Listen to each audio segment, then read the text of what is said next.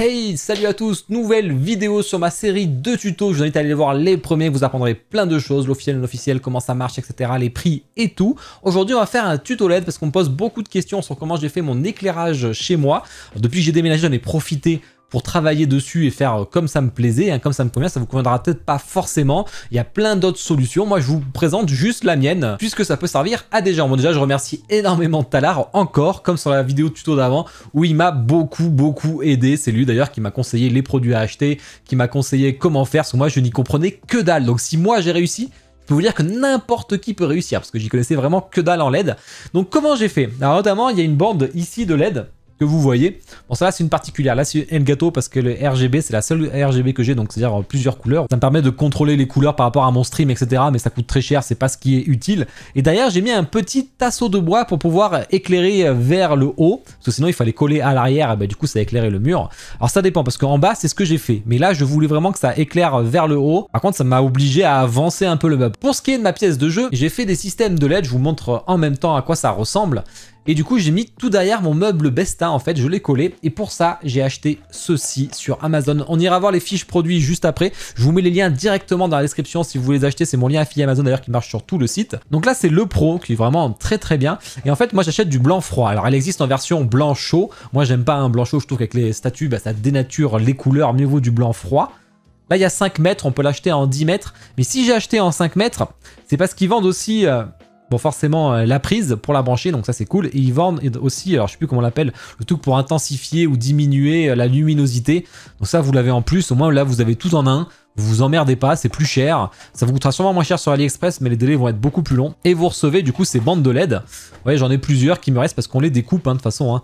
Donc voilà, c'est ça, ça ressemble à ça. Bah ouais, je l'ai découpé, je l'ai gardé au cas où si j'en avais besoin. Alors attention, il y a un symbole de ciseaux dessus, il faut vraiment découper à cet endroit-là, pas ailleurs, sinon vous flinguez toute la bande de LED. Hein. Et du coup, comment j'ai fait pour faire tous les coins, etc. Ça dépend.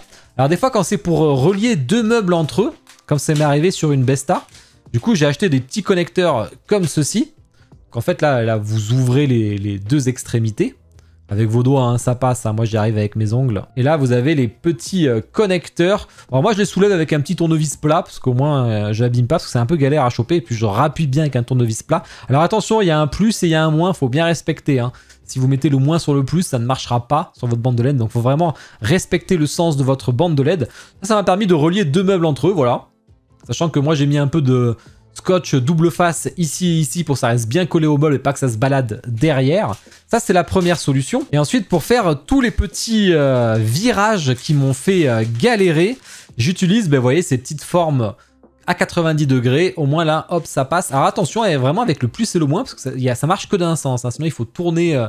la bande de LED et des fois c'est compliqué. Moi ça n'a pas forcément marché et je vais vous montrer comment j'ai fait après. Donc voilà, ça existe comme ça existe en T. Plus vous en rajoutez, plus ça peut baisser l'intensité quand même, ça peut être plus compliqué. Des fois il y en a un qui peut déconner, du coup tout le reste ne marche plus, donc des fois il faut les changer. C'est un peu chiant. Hein. Bon, moi je les colle toujours, hein, bien entendu, avec du scotch double face. Voilà, ça coûte pas cher, mais bon, il faut avoir ces connecteurs. L'autre chose, c'est si j'ai besoin d'une rallonge, ben, vous voyez, il y en a qui existent. Hein. Donc une petite rallonge, voilà, si je veux... Si ma bande de LED est trop éloignée de ma prise, ben, vous avez des rallonges qui existent. Et je vous ai dit, des fois j'ai eu un problème de sens et je me disais, comment je fais vu que la prise elle est fixée dessus, ça commence déjà par le côté qui m'intéressait pas, donc j'avais le moins et le plus qui m'allait pas.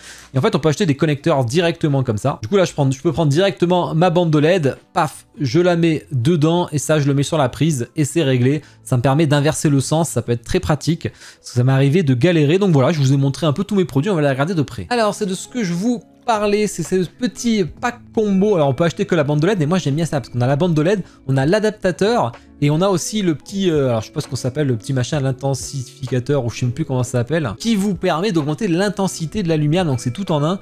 Et vous voyez, ça se branche tout simplement comme ça, c'est tout simple. Là, vous l'avez à 22 €, bon c'est en solde, ça dépend quand c'est entre 20. J'ai déjà eu moins cher, j'ai déjà eu plus cher. Vous l'avez en lumière blanc froid ou en blanc chaud. Je vous conseille fortement le blanc froid pour les statues, ça dénature pas les couleurs.